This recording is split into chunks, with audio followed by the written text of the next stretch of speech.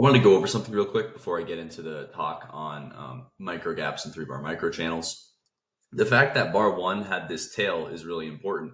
If you're getting a gap down, that's whatever, 4 or 5%, you want an immediate just rejection of that gap. You want bar one to be, the size is good, 31 points, considering the gap. Maybe you want 30 to 40 points, but you want it to close on its high. You don't want a tail. And the fact that 2 has a tail is a big hint, in my opinion. I think the fact that bar 2 has a tail tells you that the bulls are not that interested in buying. If they were that interested in buying after a 5% gap down, then odds are you would get really, really good looking bull bars. Now, I mentioned the past couple days, I think we have to get to 5,500. Obviously, I don't have any inside information on tariffs, but the price action was there, right? The odds were we were going to get to 5,500. And sure, you can say that the news was the catalyst for the move, but the odds were we were getting somewhere down here anyway. So where do we go next? Well, 5,400 is pretty close. We're probably going to hit that, the weekly chart. So we'll probably hit 5,400. And it's possible we even get all the way down, in my opinion, to this 52, 5,100 area. And if we do, we're going to hit 5,000. So I think the real question is 5,200, because if we hit 5,200, we're going to go to 5,000. But if we start to reverse up around 5,400, then that's still a little bit too far for a vacuum test of 5,000. But I think if we get down to 52, we're going to 5. So I did buy some stock, or I didn't trade today because I was working on this study I'm going to show you in a second here. But I did buy some S&P on the open of the day, and I'm going to hold it until we get back to the all-time high. And I'm going to add more if we go lower.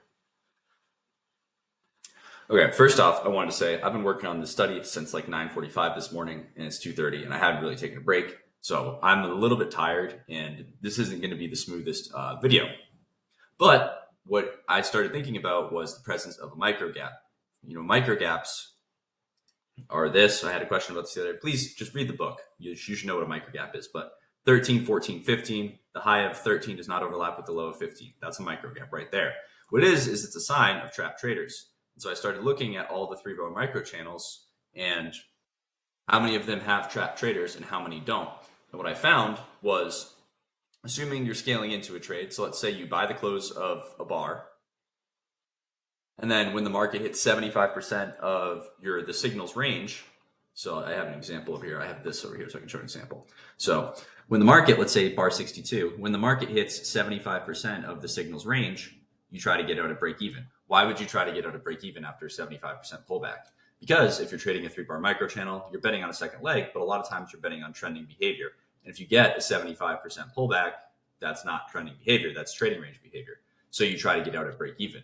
The way I set up the initial study was you would buy the close of 62, you would buy more at a 75% pullback, and you try to get out at the break even price, which would be here, with an 150% stop, which would be down here. Now, look at the risk reward, right? So if you'd be entering more here and your price would be here, your break even, and your stop loss would be here, obviously your risk is much larger than your reward at that point. So odds are you're not gonna get that stop hit. What I found was when there was a micro gap, 58% of the time, a trader buying the close with always in management. Most of this is predicated on always in, so you do have to understand how always in works in order to trade anything I'm about to talk about. 58% of the time, traders made some sort of money, and 8% of the time, traders lost some sort of money. If there was a micro gap, there's basically a large loss 9% of the time, and then 26% of the time was that break even that I just mentioned, where you buy the close, you buy more, and then you exit at the break even price. When there's no micro gap, I found that only 44% of the time was green, almost 30% of the time was red, and almost 30% of the time it was that break even, which I'm calling blue. Now, if you notice, basically the average between 9 and 28 is somewhere around 20%, which I mentioned before was the failure rate of the 3-bar micro channel in the way that I'm studying it, at least. And so I found that the without micro gap has a much, much higher rate of failure than a setup with a micro gap. I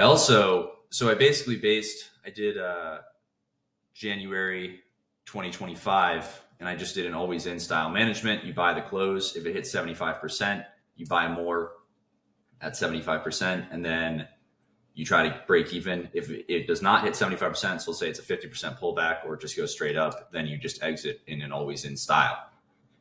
And it ended up making in January,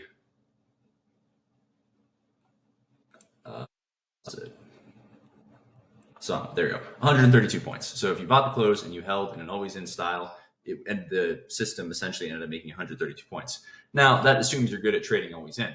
If you'll notice though, the losses are pretty large. 30. Let me zoom this out a little bit.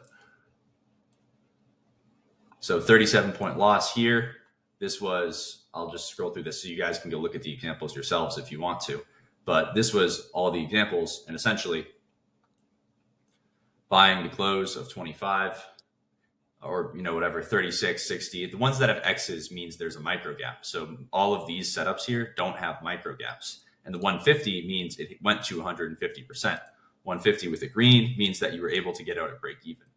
So what I found was the studies with a micro gap, as I mentioned, there was a much lower failure rate. I did January. If you bought and just did the style I mentioned, it essentially, it goes down to here, but it makes 132 points. February, it makes a lot less. It ended up making 57 points. And that's all assuming you're really good at trading always in. So, if you're not really good at trading always in, you would have some work to do, and the trade would most likely, it would not be as profitable. So you probably make about half of each of those ranges if you weren't as good at trading always in. So basically what I ended up finding was trades with a micro gap. We had 57% wins. Wait, I think this was, yeah. So 50% of them were wins between January and February. 50% were wins. 25% were losses, but only 6% were large losses. So if you're trading always in and you buy the close of something and then the market reverses on you after rallying, let me show what I'm saying. So if you're trading always in, you sell the close of 37 and then the market gets its second leg, right? So it tests below this low. That's where that 85% stat or the 9 to 10% stat, I believe it came out somewhere like 13, 14, but that whatever, 10 to 15% statistic comes out. So 85 to 90% of the time, if you're selling the close of 37, before you hit an 150% stop up here, you're going to get a pullback and then go below the low of that pullback. And, thanks for the useless information for sure, because that's a ridiculous stop. But it just goes to show that you can sell the pullback, and 85 to 90% of the time you can scale in and be okay. So it helps you think about that. So if you sell the close and then once you get below this low, you start trading in always in style management, you probably exit above 65 or 66. So this particular trade on 37 would probably net something like 25 points. The whole management is based on January and February of 2025. That's where I did basically all of everything that I'm talking about right now. I went through both of those months today. Now, if this were to go to a 75% pullback, then you would try to get out at the actual break-even price. So you close, and then you would get out here at this midpoint, right? So you'd sell the close, you'd sell more at 75% theoretically, and then you get out around break-even. And if it doesn't go to 75% and creates a second leg, then you hold in an always in fashion. What I found was that a lot of the large losses occurred after bar 60. So the rules I basically put in the trade were don't trade before bar 7. I can trade on bar 7, but not before. But don't trade before bar 7 and don't trade after bar 60. And that basically removed like 60 points of losses in January. And I didn't check for February. That wasn't thorough research on my part. I rushed it, but I didn't check for February. But it was probably something similar to that. So basically, after bar 60, I noticed there was a lot of reversals that were costing a lot of money, and so I stopped taking them. I'm sure there's a mean reversion system in there somewhere. But anyways, after that, I noticed that the higher probability trades, it was obviously much higher probability to take this type of trade with a micro gap. And so what I did was I went and studied what if you scaled in, so you bought the close of a trade, you scaled in at 25%, 50%, 75%, and 100% with an 150% stop. Basically, similar management in that, hold on, let me go back to a chart. So again, keep in mind, this is completely different management than from the thing I mentioned a few minutes ago. But basically, when you see the signal with a micro gap, you would sell the close, you'd sell more at 25%, 50%, and 75%, and 100% if it got there with an 150% stop. If the market pulls back 25% or 50% and then gets its second leg, you would hold in an always in style management. If it pulls back 75% or 100%, then what you would do is sell more and then try to get out at the low close. 2 ticks from the low close in the bear situation was what I tested. So that it has to have a micro gap. You would sell the close 25, 50, 75 and get out down here in this particular situation. In this situation, let's say bar 8,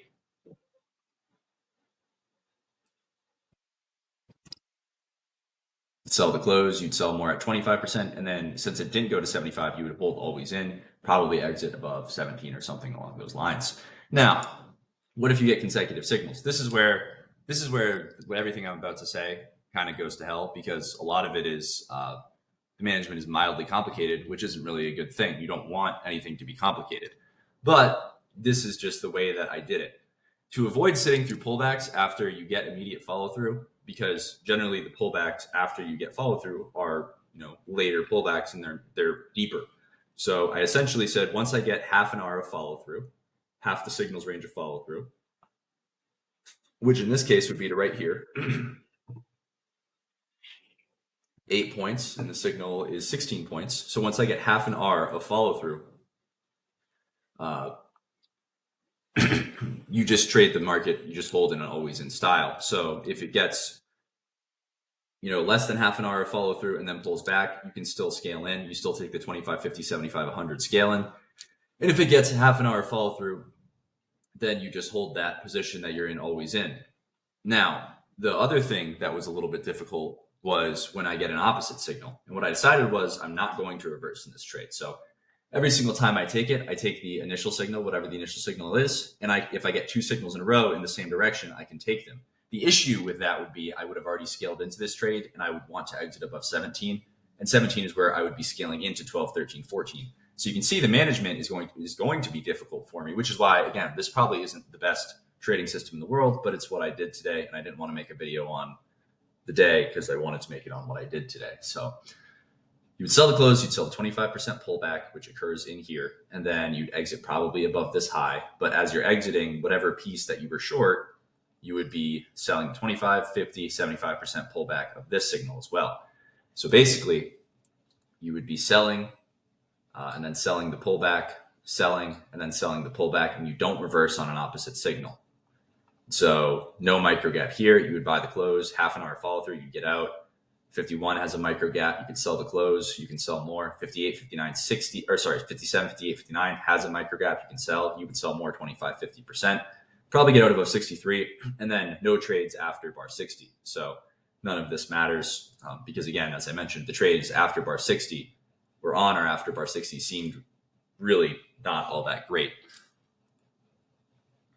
So no reversing. Whenever a setup has a micro gap, you take it, and you can take a second setup in the direction of the micro gap, but you don't reverse your trade.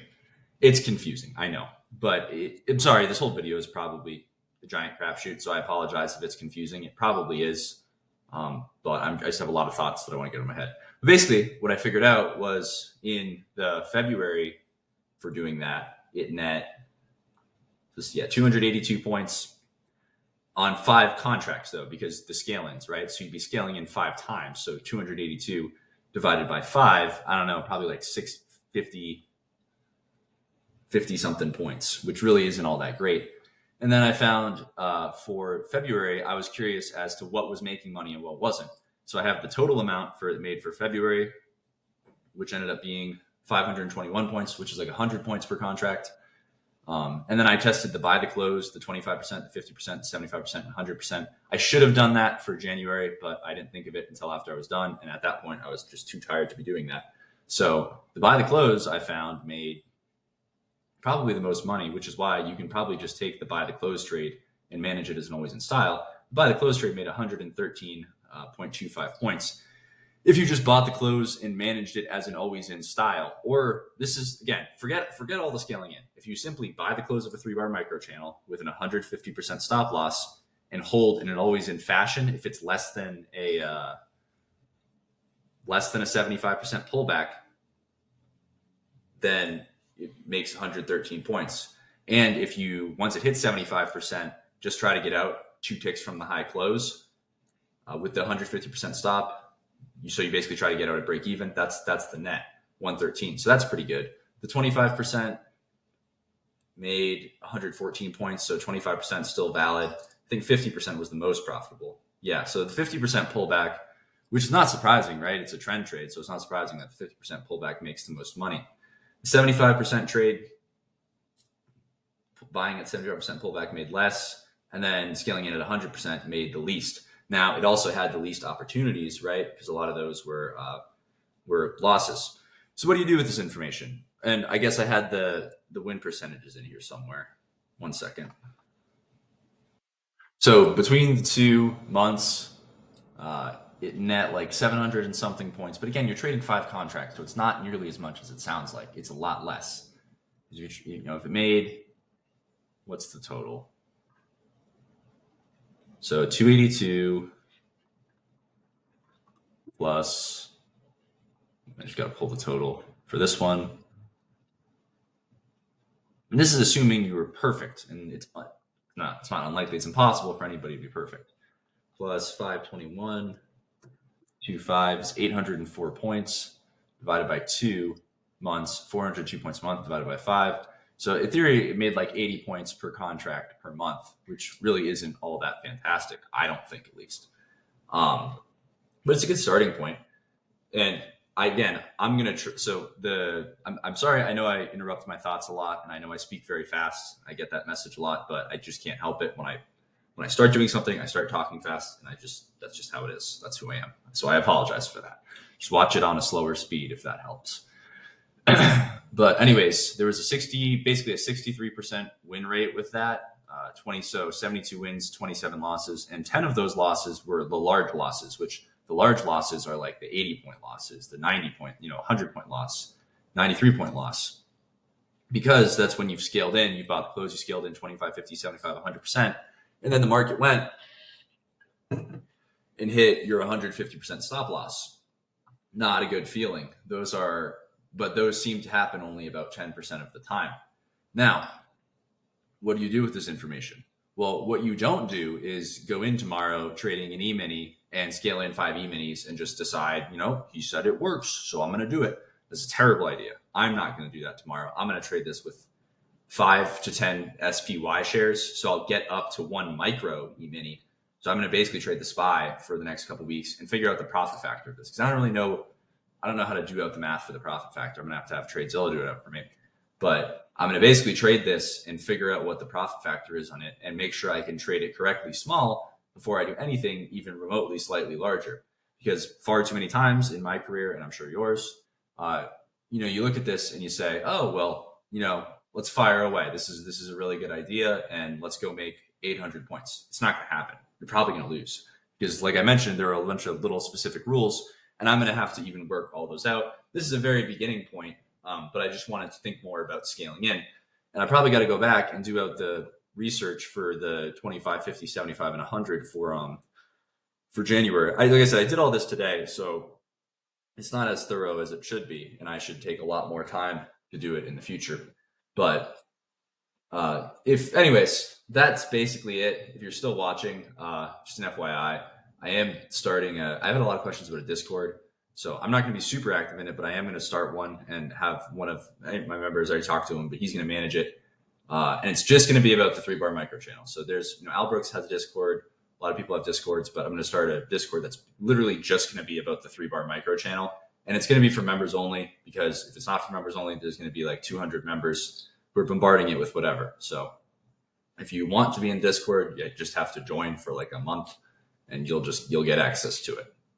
But I haven't made it yet. It probably won't be for, a couple more weeks. I'm going to try and spend the rest of my weekend or my week and my weekend working on this. But anyways, that was what I did today. I didn't really want to talk about the actual market because it's not what I did today, but this was what I did. All right. That's it.